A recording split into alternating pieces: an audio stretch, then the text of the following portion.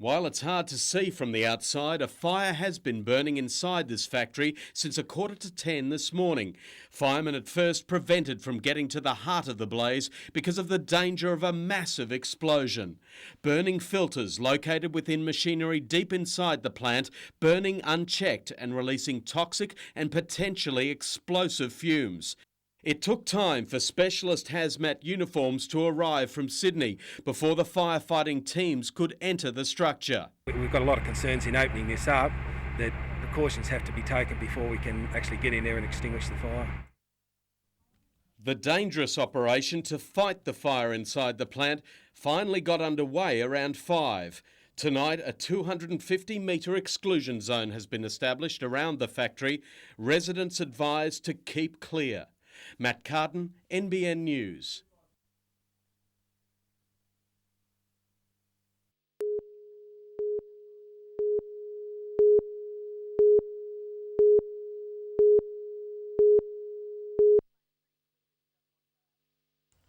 The head and jaw are all that remain of the tiger shark hooked by novice game fisherman Robert Brown.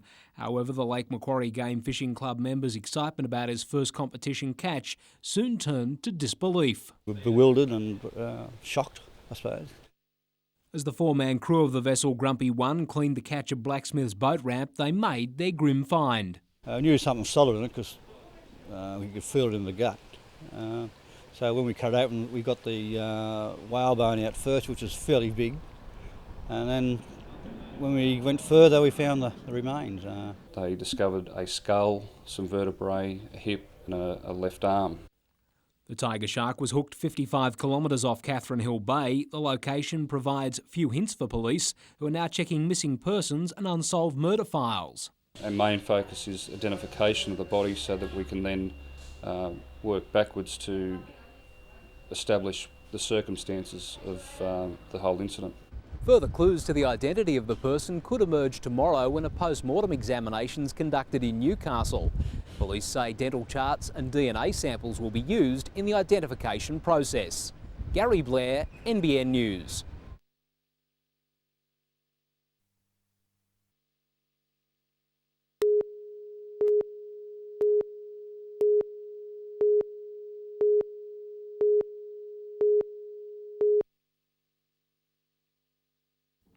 The Alkimos looks like any vessel waiting to either be loaded or unloaded at Newcastle's port.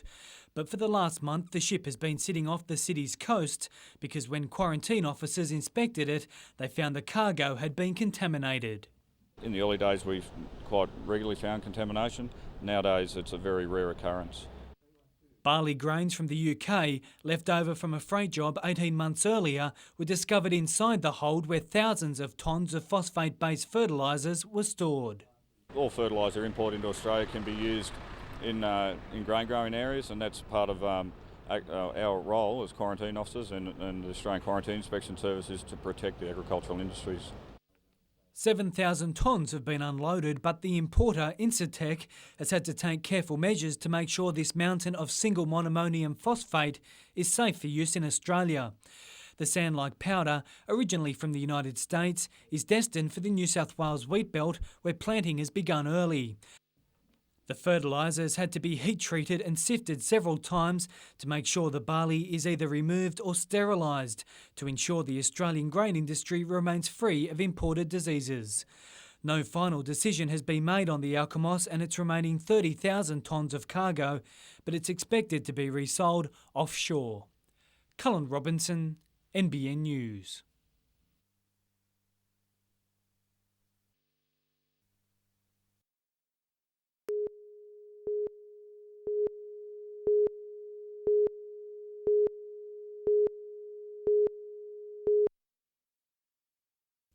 The changes to bus services have been both praised and criticised, depending on who you talk to or where you live. But the Trades Hall Council says commuters right across the board have been disadvantaged. Their campaign is aimed at resurrecting previous services. But some say a campaign isn't necessary.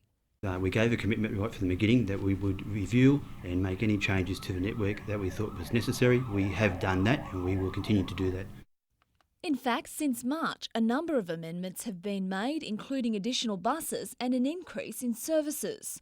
New services will be introduced on Sunday to Mayfield East and West, as well as Belmont South. There's also increases in services in Newcastle for routes 225 and 201. We've put new routes in to suburbs such as Wendale and Mount Hutton and Warrabrook, Mayfield East, Mayfield West. But local MPs such as Milton Orkopolis say they're still not satisfied and have set up a series of meetings with the Department of Transport. It's also feared the situation could get worse. The Trades Hall Council says if people don't use the existing services, it could be used as an excuse to take more buses off the streets. Lyndall Derrick, NBN News.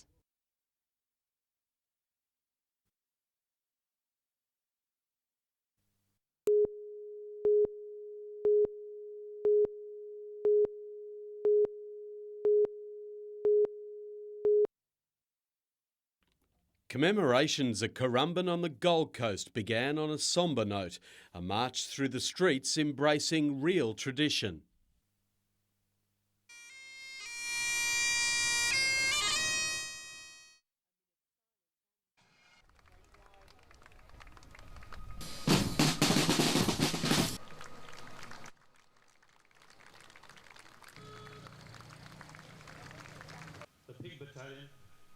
When you see all these children, it brings tears to your eyes.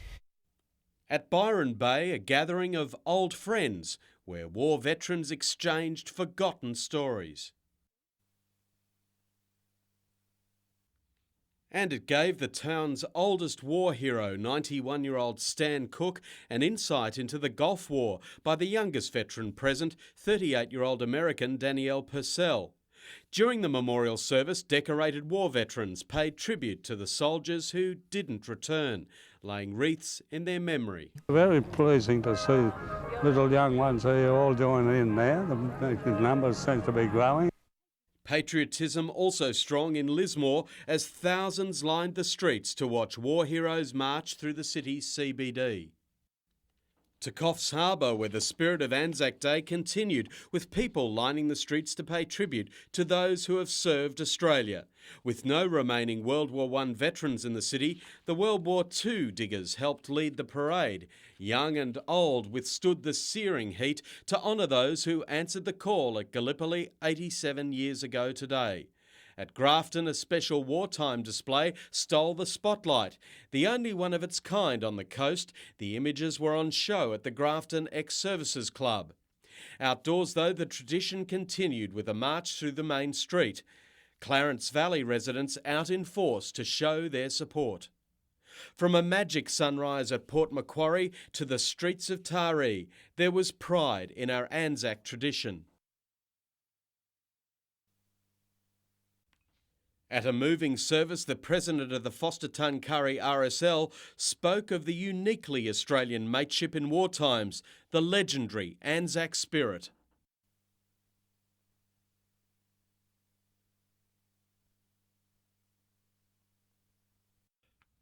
Early morning in Tamworth, where hundreds huddled in chilly pre-dawn conditions.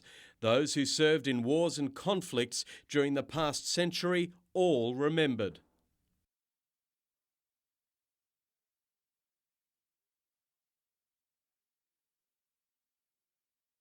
At Katingal, diggers and families also marched in memory of lost loved ones, as they did in Armidale too.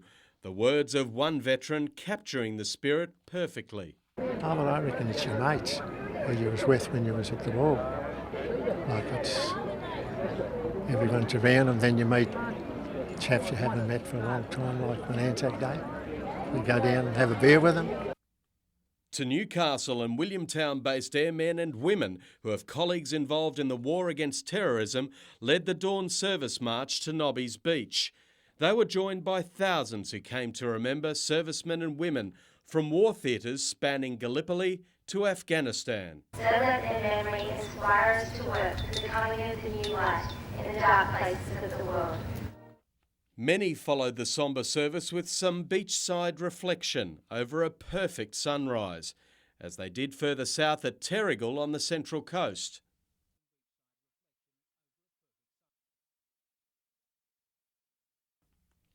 Many turned out to see the parade at the entrance. Crowds watched as every mode of wartime transport passed by, from the horse to the jeep.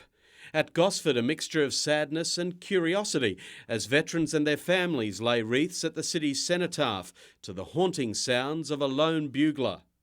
And at Wyong, 3 generations of soldiers in one family caught up for a drink, joining the many around the state and the country in deciding today was a day to remember. Matt Carden, NBN News, Late Edition.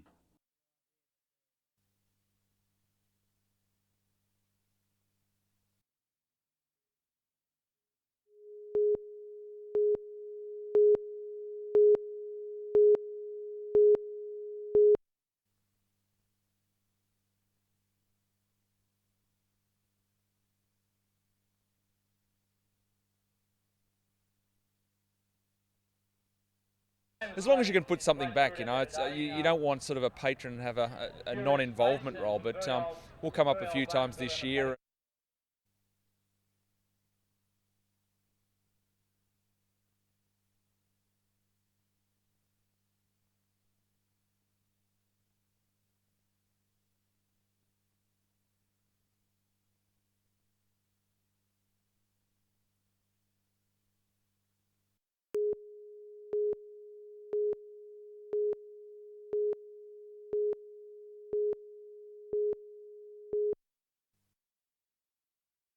Thousands of train buffs turned out for the final day of Steamfest, enjoying almost everything the good old days had to offer.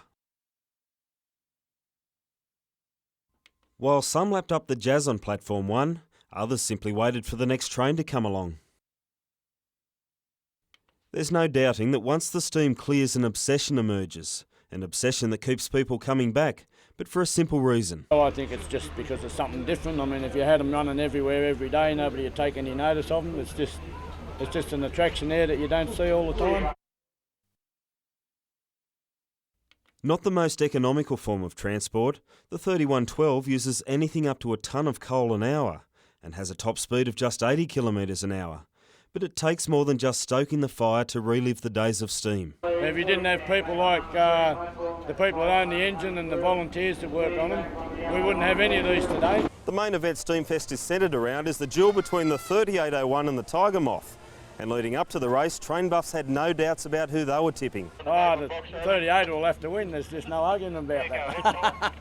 But lovers of antique warbirds look like they may have had the last laugh. Stephen Mount, NBN News.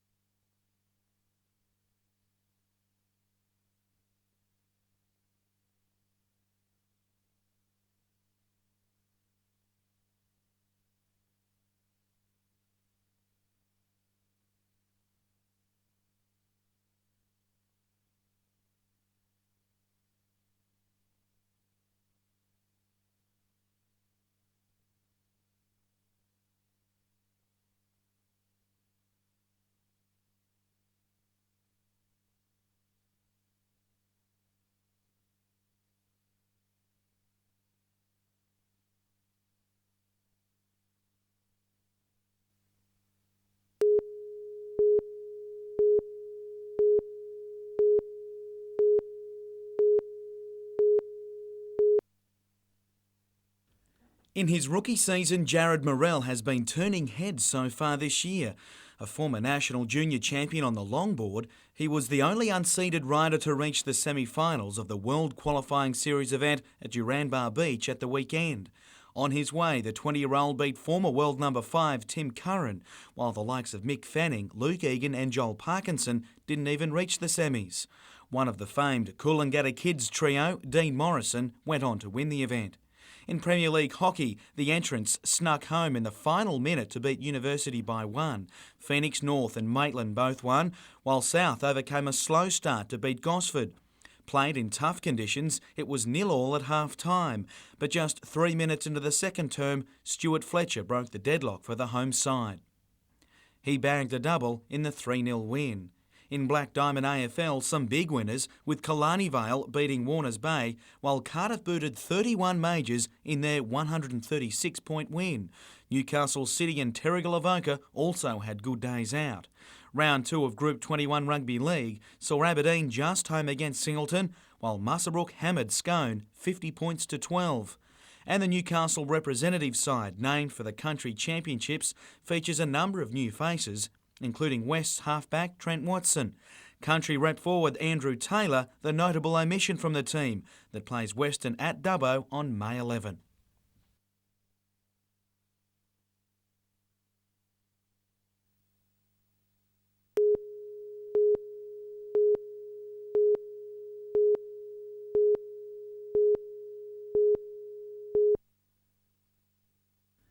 Looking a bit more like his native namesake, Joey Sharippa is hoping to bounce right back into the United team for the preliminary final against the Sharks. His ankle injury recovering well. Yeah, my physio Dave Naylor's just been working around the clock. I mean, you name it, from Anzac Day, he even opened it up for Robbie and I. It's been really good. I've been looking after it, and getting Robbie Middleby's hamstring right in time, though, might prove tougher.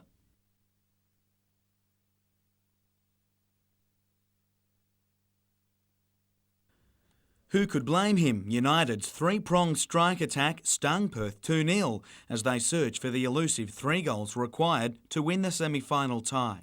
Just what tactics will be used on Sunday remains to be seen. I think Alex Asala and Griffo worked really well together. But, I think playing the 2 up front all year has got us where we have also. So Olympic will offer plenty of challenges after ending South Melbourne's charge yesterday. The Sharks scored 2 first-half goals before winning by 1. They'll head to Newcastle with 2 homegrown players in captain Troy Halpin and Greg Owens, but an expected record crowd for soccer in this city will be firmly in the red and blue corner. What we've done till now has exceeded all expectation with the fans, with everyone, and I think now that we've got here, I think we might as well just go all the way.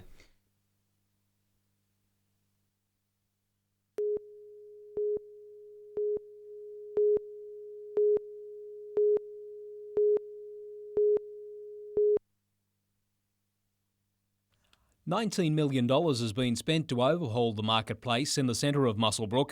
The retail space expansion increases Woolworths' presence from supermarket operator to now include a Big W department store with a total staff of 650 people. Well, Woolworths would have somewhere in the order of $10 or $12 million invested in these 2 stores. Thousands of shoppers went on a shopping spree to christen the latest retail experience and 35 specialty stores in the expanded centre. Among those to witness the frenzy, Police Minister Michael Costa, who officially opened the improvements. Then again, Muswellbrook had something to celebrate. Its last department store was the landmark Campbell's Corner in the town's main street. Muswellbrook has been without a department store for around 25 years. It's estimated the department store void has allowed $20 to $50 million a year to leave the Upper Hunter and be spent in places like Singleton and Maitland. As economic development in the Shire intensifies, the local council is keen to ensure it will be sustained. We're in a boom now, but we hope to continue that steady rise in confidence and investment. Gary Blair, NBN News.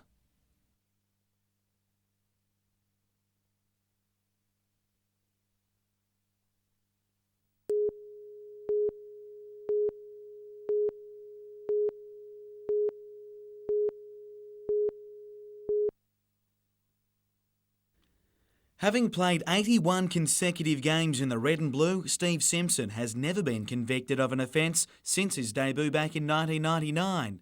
The club believes his record should remain unblemished after his high tackle charge against Brisbane.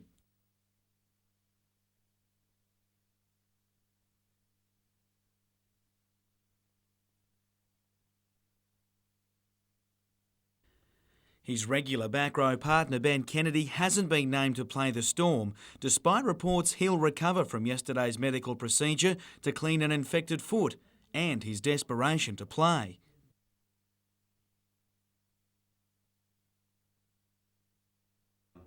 As he hopes it will in the next day or two, that he's a strong chance of playing on Saturday. 5/8 Sean Rudder trained well today and will play the Storm, but fullback Robbie O'Davis still has a lot to prove before convincing the coach he can play with a foot injury.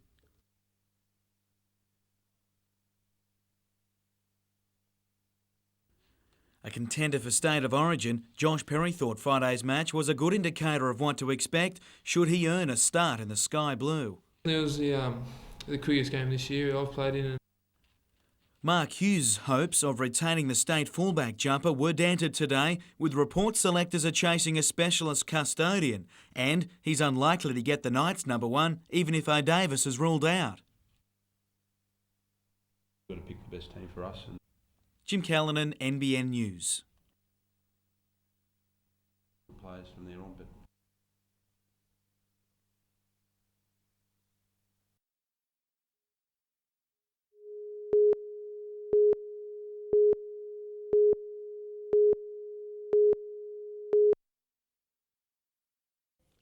At 7 metres long, 3 in diameter and able to accommodate 14 people, the recompression chamber destined for Vakira Phuket Hospital in Thailand is a giant in anyone's language. Although no stranger to producing such devices, Warners Bay's Cowan Manufacturing had to call on fellow Hunter companies such as Stelform, Priestley Electrical and Maxwell Engineering to help out. And that's been quite fortunate for the Hunter. And also quite fortunate for Cowan, in that there's a lot of skilled companies around that can help us put the best product forward. The chamber will be shipped to Thailand tomorrow and installed over 6 weeks. Designed to accommodate both patients suffering diving illnesses and those needing medical oxygen treatments, it looks set to become an export earner. I have interest from companies and people in Malaysia, for example. With the Phuket installation, we can then bring those people in. They can see the complete chamber system in operation.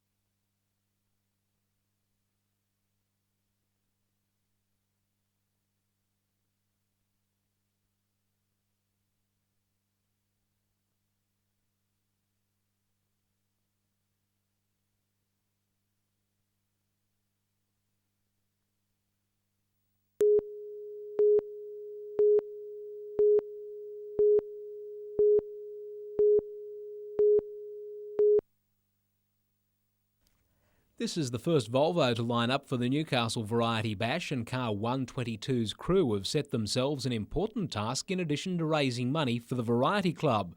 They'll also deliver letters posted today by the SEAM pupils to students in bush schools along the route to Birkenback. School staffer and crew member Chris Lewis came up with the idea to foster interest in Variety's work and allow SEAM to build links with similar schools during Year of the Outback. Because some of the schools we're going to have only 10 students from kinder to year 6. So the concept of that is unbelievable for our children. It's anticipated pen-pal relationships will develop, and the letters already contain plenty of get-to-know-you questions. Yeah, like how her family is and everything, and who her friends are, if her school's bigger than ours, and what sport she likes to play and things like that. Car 122 begins its mission to open up contact between Seaham and the Bush when the Bashers head out of Newcastle on May 19. Gary Blair, NBN News.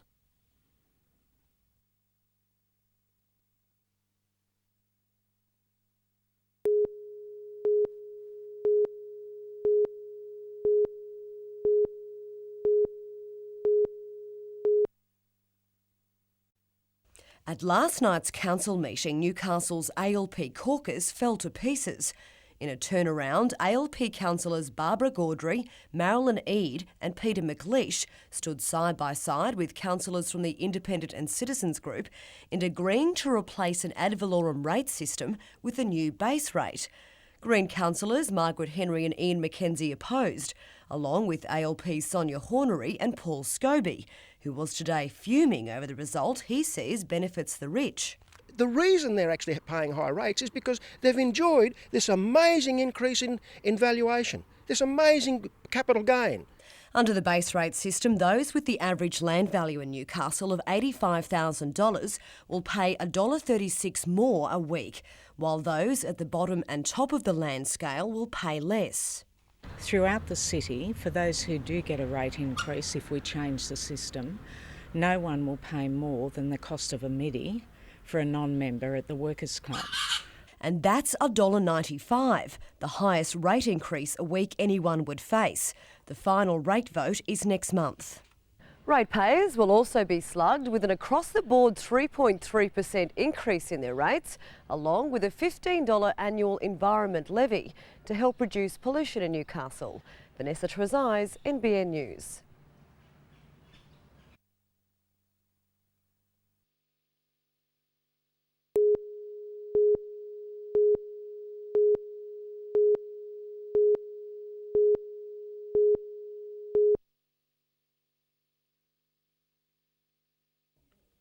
It was 1982 when a Newcastle team last took to the ice in the National League, and this new North Stars lineup has an international flavour to say the least. Dominated by Canadians, both expat and present, the 24-man squad boasts only 2 Newcastle-born players and even a Romanian national leaguer in Gicu Apria. First time I was thinking to have a holiday here. After that I found out about this club, so I said, well, why not? Let's play hockey here.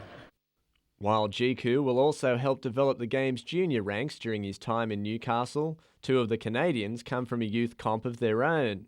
Brett Hillier and Mike Schlamp are graduates at the Junior A League in their hockey-mad home country and should prove pretty handy signings for the North Stars.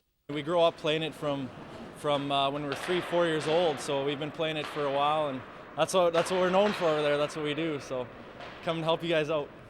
Newcastle's first game in the 6-team, 18-round National League will be against the unfortunately named West Sydney Ice Dogs.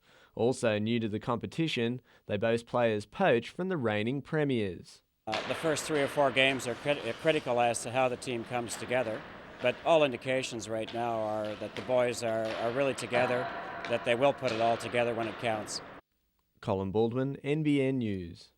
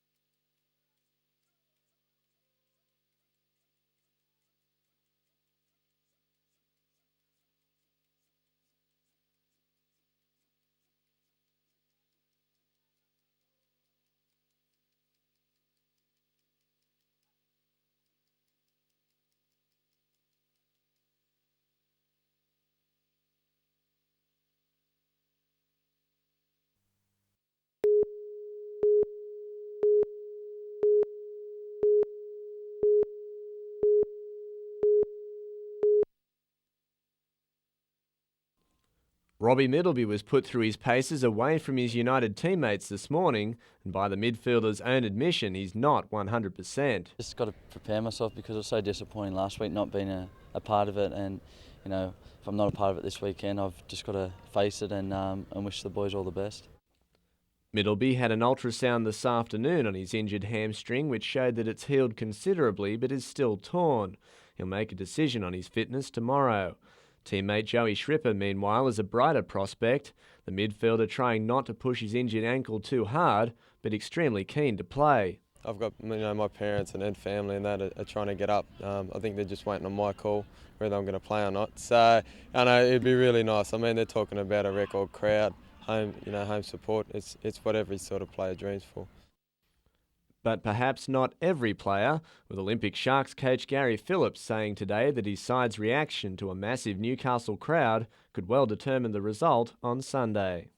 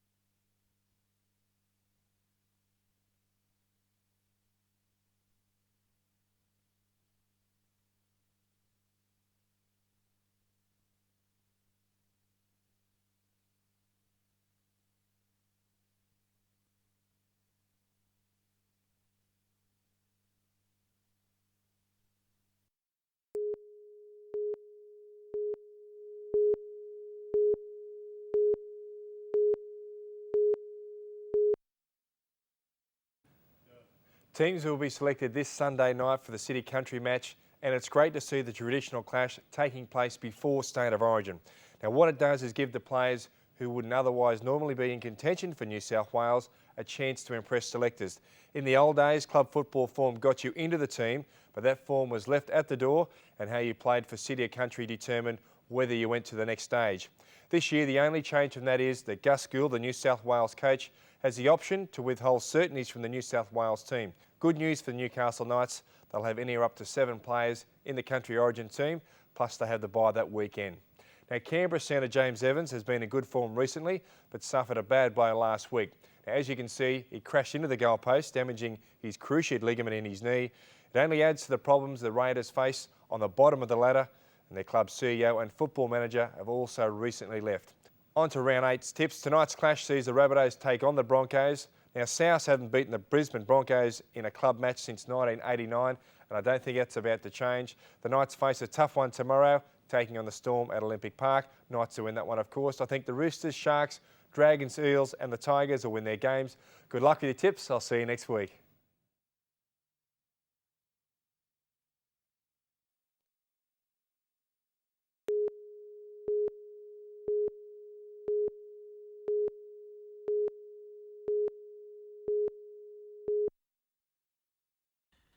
At the start of the week, he was in hospital undergoing a medical procedure to clean an infected foot.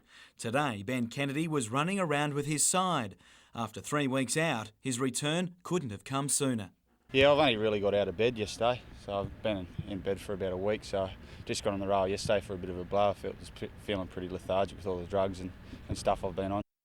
Visibly still hampered by the injury, the back rower is keen yet cautious after being a late withdrawal last weekend. I'm not counting my chickens yet. I've got to see how it pulls up tomorrow, but all signs are pretty good. I ran fairly freely today without any painkillers or anything like that, so should be right. Fullback Robbie O'Davis barely looked troubled after initial fears early this week of a stress fracture in his foot. Carrying torn ligaments for weeks, he's been looking forward to the coming bye ever since. 5 weeks ago, I was looking forward to the week break, so it's come around now. So I'll play this game out, have me week off, and it should be 100% by the time we play Auckland up here. He's never played the Storm in Melbourne but knows the history. Newcastle has never won at Olympic Park. All the action on NBN tomorrow afternoon from 4 o'clock. Jim Callanan, NBN News.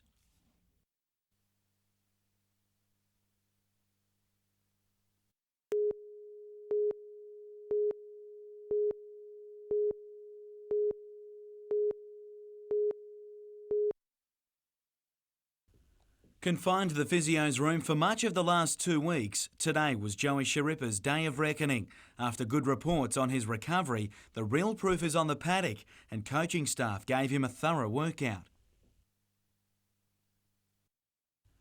While it's a sight Newcastle United fans have been hoping to see, Ian Crook didn't mind what he saw either.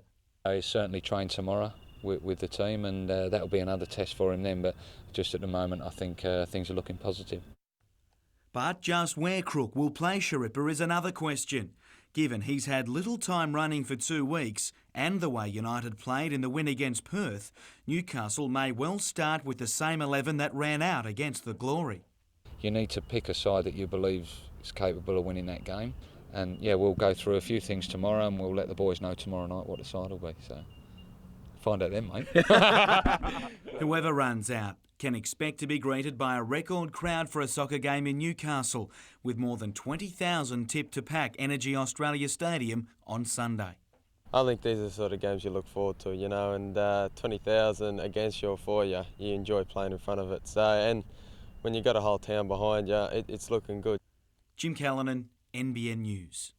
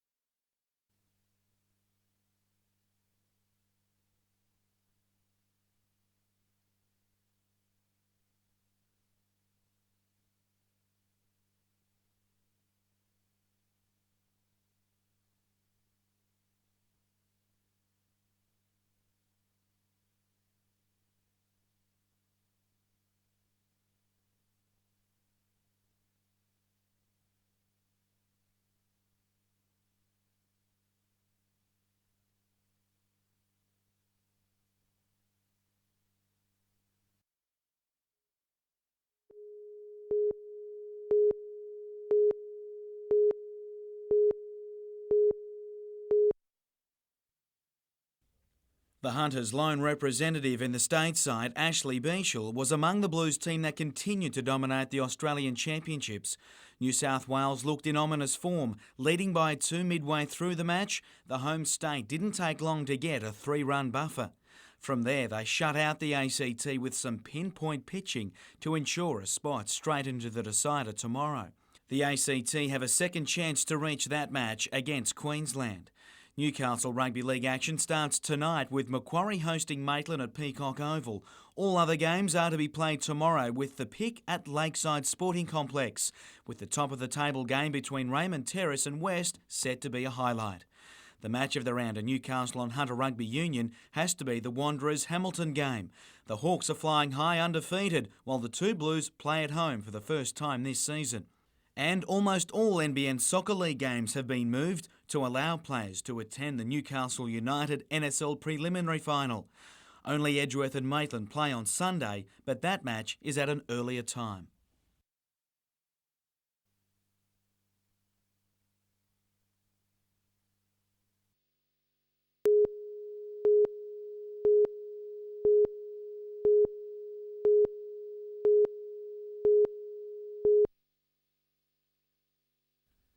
Having arrived overnight, the Olympic Sharks were keen to have a look at Energy Australia Stadium this morning, a venue they haven't played at this season.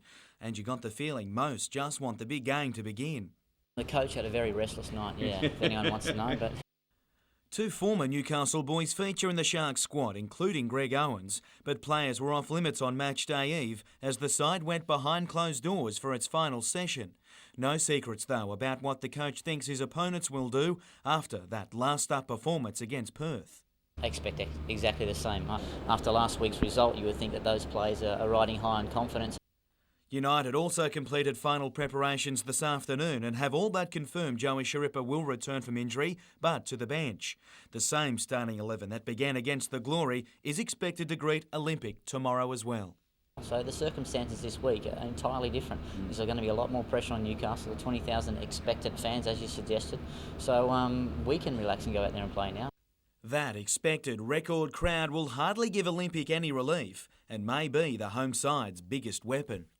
Absolutely. You know, I was asked earlier who I fear most, and it was the crowd. You know, there's no question that different players react differently to that environment. The winner will play Perth in the grand final.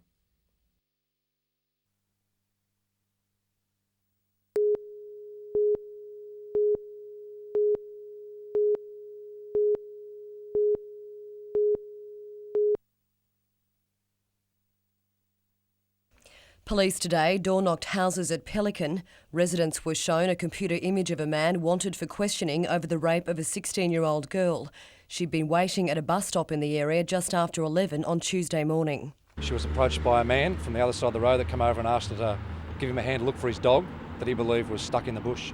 Police say she felt sorry for the man's so-called dog and followed him across the Pacific Highway to the edge of bushland here on the other side.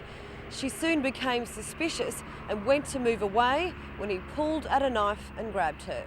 It's alleged he dragged her into bushland and raped her, a passing motorist eventually scaring the attacker away.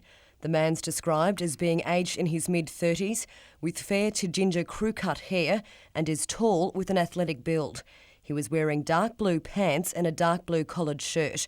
Police are appealing for anyone with information to call Crime Stoppers on 1800 333 000. Vanessa Trezise, NBN News.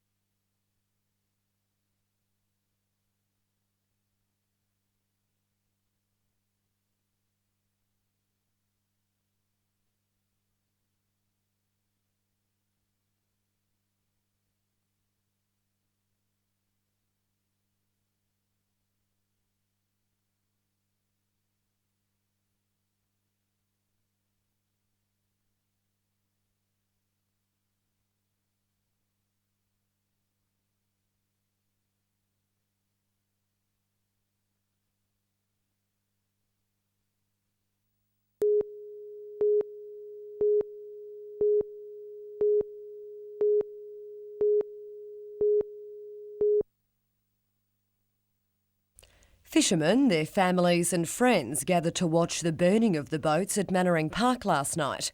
Most still angry over the state government's decision to ban commercial fishing in Lake Macquarie. Later in the evening, fire officers arrived to face a hostile crowd. The service says some members could face fines over the display. Meantime, several hundred people took to the streets of Newcastle today for the annual May Day March. Unionists and community groups made their point peacefully, the demonstration part of an ongoing fight for workers' rights. This year it also highlighted the plight of refugees. Vanessa Trezise, NBN News.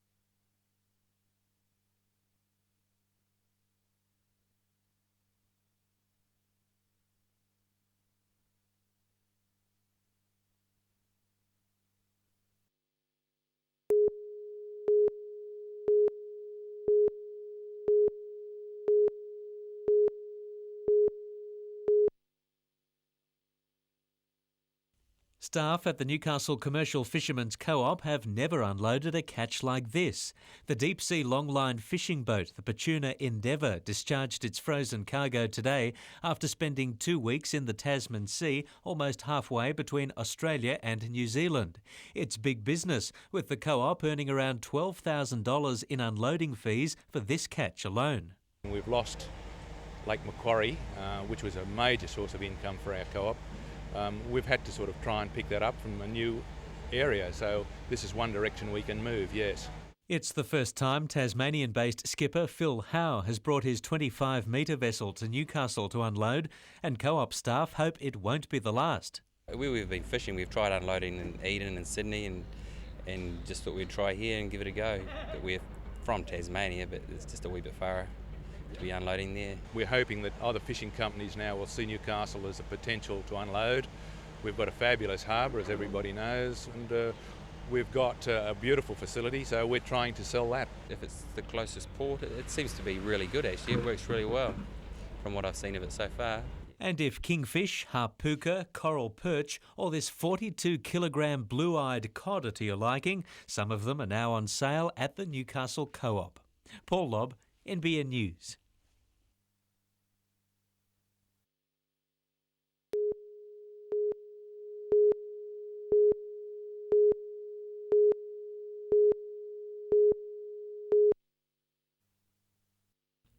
Warilla are the favourites to take the Premier League for the second time after completing the home and away series on top of the ladder. 2 good wins to finish, including a 69-52 victory against Charlestown, placed them clear of the field.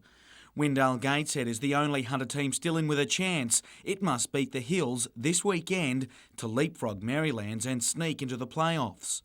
Meanwhile, Toronto Workers has claimed the number 1 district pennant, easily beating Hamilton 69-44. In Black Diamond AFL, another big win for Terrigal Avoca. Cardiff and Warners Bay also got the points, while Killarney Vale got home against Nelson Bay. Muswellbrook's Daniel Forder helped Northern Division to a comfortable first-up win in the Country Rugby League Championship. Northern beat the North Coast 62-36 to easily advance to round 2. In Group 21 Rugby League, Denman got the better of Aberdeen and Scone came back from last week's big loss to down the Greyhounds. And the Hunter Surf Lifesaving Branch has been named the State's Branch of the Year. Judged on a range of criteria, Hunter excelled this season with successful hostings of both the junior and senior state carnivals at Belmont's Blacksmiths Beach.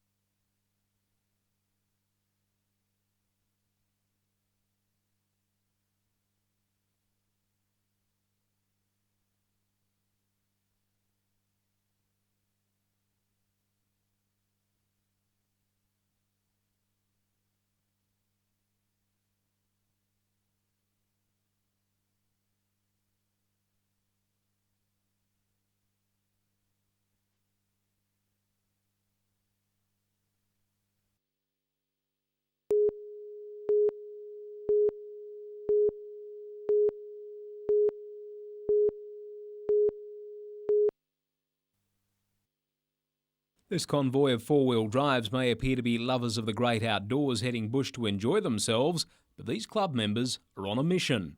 In this particular southern section, there's quite a number of little quarries and things.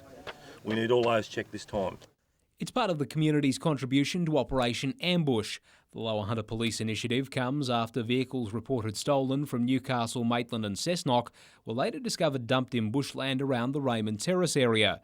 Ambush has lived up to its name, with Trail Bike Police achieving a breakthrough early in the campaign. We've guided them to the location and we've made an arrest of 4 offenders who are now being prosecuted. That vehicle was only stolen within 24 hours of when that occurred. In addition to the ground force, there's eyes in the sky thanks to some Port Stephens companies who have an interest in those areas, and with that money that's been raised, we've paid for aerial time by charter a private helicopter. Located vehicles have had their position recorded and will be salvaged so they can be sent for recycling. Gary Blair, NBN News.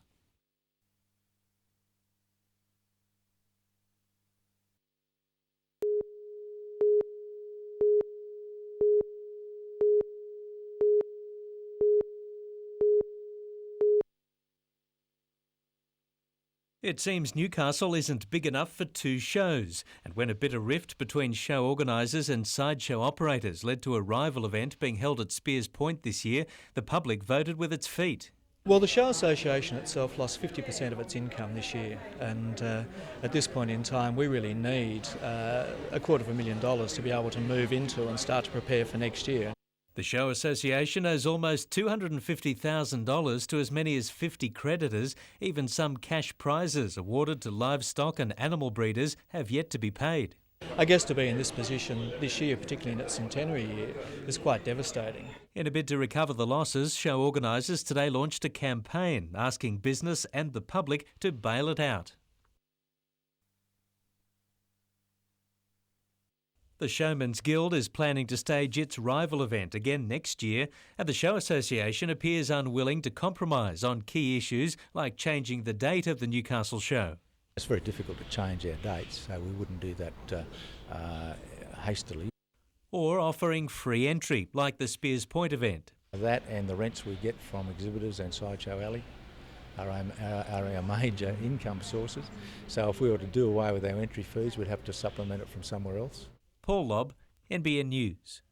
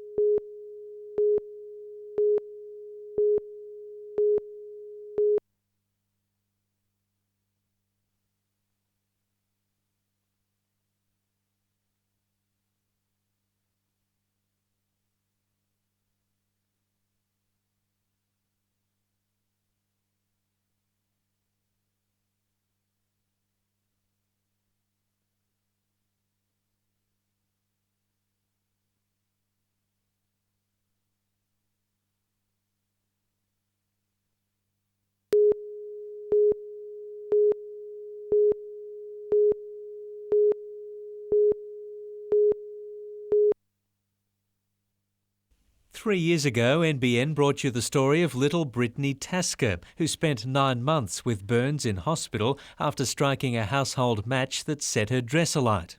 In a bid to save other children from household injuries, KidSafe Hunter has opened its Safe Kitchen display at the Master Builders Centre at Broadmeadow. The kitchen is packed with simple yet effective devices to prevent burns, scalds, falls and poisoning. When they're trying to look for new ideas to build their home or to renovate their home, they can see how to keep a home safe for small children. Among the new innovations is this hot water valve that reduces water temperature from 70 degrees to 45. Statistics show that scalding occurs instantly at about 70 degrees, but if we can reduce the temperature down to 50, it takes several minutes before a young child can be scalded in hot water. KidSafe says parents too bear the scars of childhood accidents.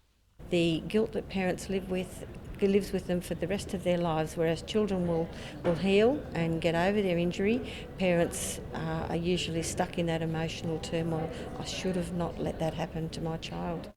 The organisation is also raising funds to build a child safety education centre in Newcastle. Paul Lobb, NBN News.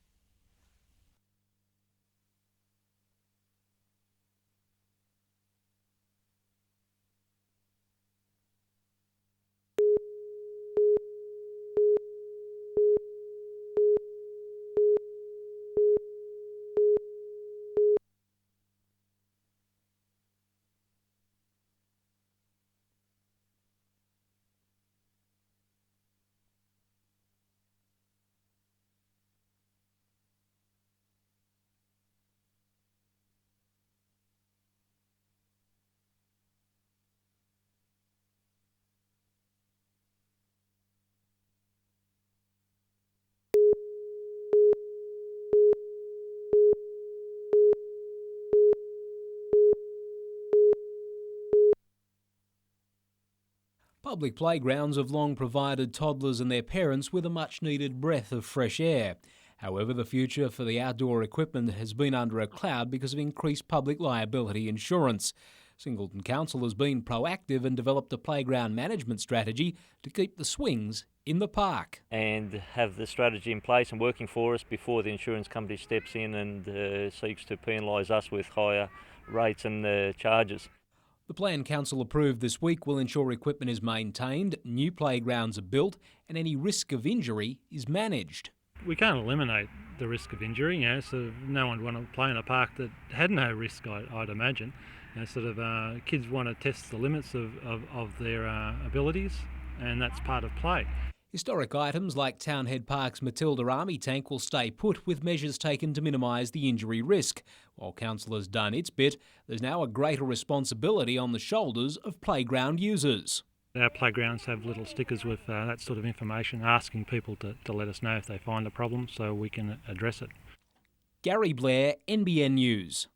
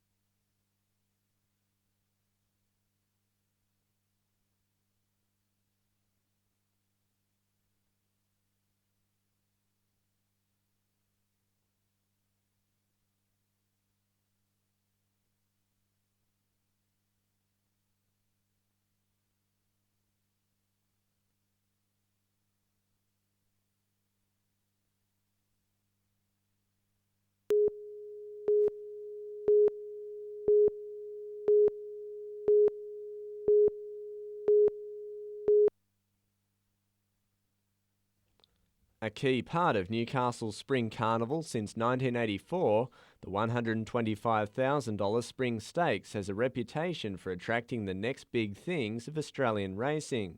But the NJC fears that won't be the case if the Sydney Turf Club's rich revamp of the Peter Pan Stakes gets started in spring 2003.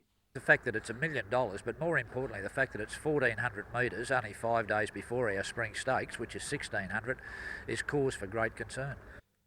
The NJC says 3-year-olds wouldn't be able to contest both the Sydney and Newcastle events.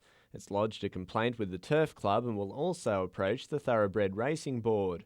From gallopers to greyhounds, and the National Coursing Association's plans to convert Garden Stadium into a racetrack have stepped up a gear after reaching an agreement to purchase parcels of land at the ground's western and northern ends. It means both the playing field and the track will now be much wider, with the facility designed to be the equal of the highly rated Sandown in Melbourne. The track we did have planned inside the current boundaries was a very comfortable track, but obviously not quite up to metropolitan or national standards. So now we're very happy that we can get the Sandown style track in. It's all systems go from here. While that will depend on council approval, it's hoped racing will begin in early 2003.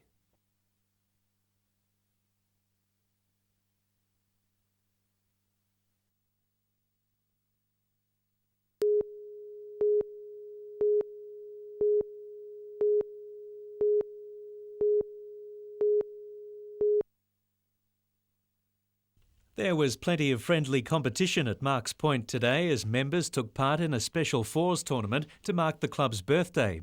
76-year-old Bill Harris has been there since day one and says the struggle to raise money to build the clubhouse 40 years ago was helped along when a syndicate of members won $100,000 in the Opera House lottery. Needless to say, we got our mortgage pretty well in double quick time, and that was the kick that we really needed to get underway. Since then, the club has grown to over 800 members who've won plenty of local and state pennants. We've had a lot of success along the way, winning numerous pennant flags. The last one we won yesterday, of all things, the number 3 grade midweek pennant when we beat New Lambton. The women's and men's clubs merged almost a decade ago, and what a pretty picture they now make. Paul Lobb, NBN News.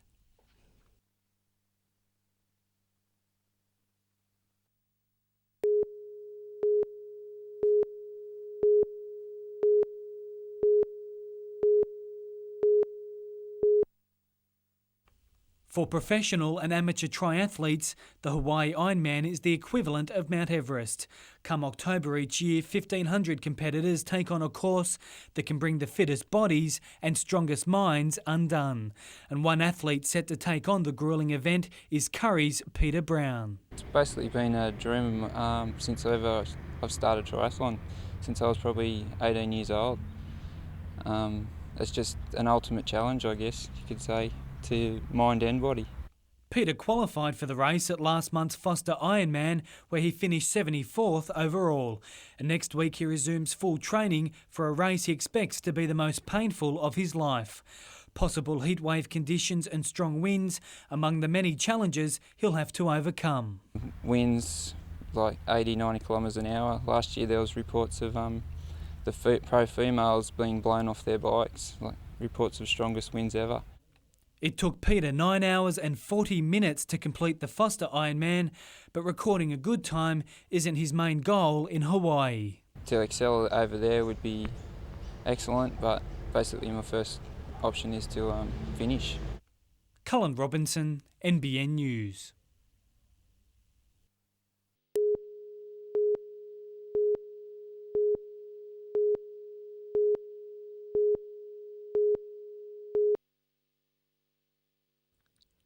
Our Town Building Group had an administrator appointed a week ago because of severe cash flow and trading difficulties.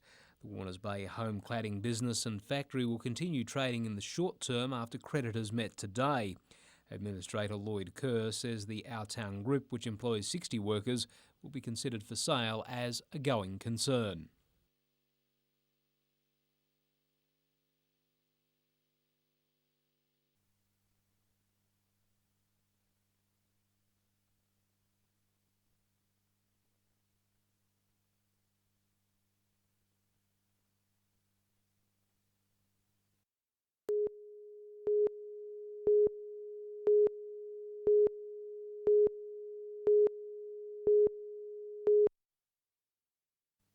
Well, here we are in Wagga, the Country Origin team putting their final preparations to the big clash tonight, the City Country Clash.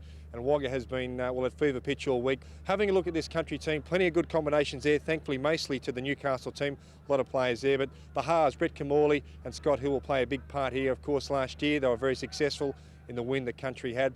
Now, other big news, Gus Gill came into camp yesterday and spoke to both teams and just explained exactly what he's after in a player for the New South Wales team. And I'll tell you what, all these guys here tonight will be at their very, very best. The fullback position is up for grabs, the wing, one of the centre positions, but I think personally one of the most important ones is the front row position because of Jason Riles is out through suspension. All these guys tonight will be at their very best, particularly in the front row. On to round 9, and of course how players pull up tonight will have a big bearing on the results on the weekend. But I've tipped the Roosters over the Storm, Broncos over the Northern Eagles, the Cowboys, Warriors and the Dragons to win their games, Parramatta over the Sharks, and the Bulldogs to beat the Penrith Panthers at the Sydney Showground on Sunday. Good luck with your tips. I'll see you next week. Go Country.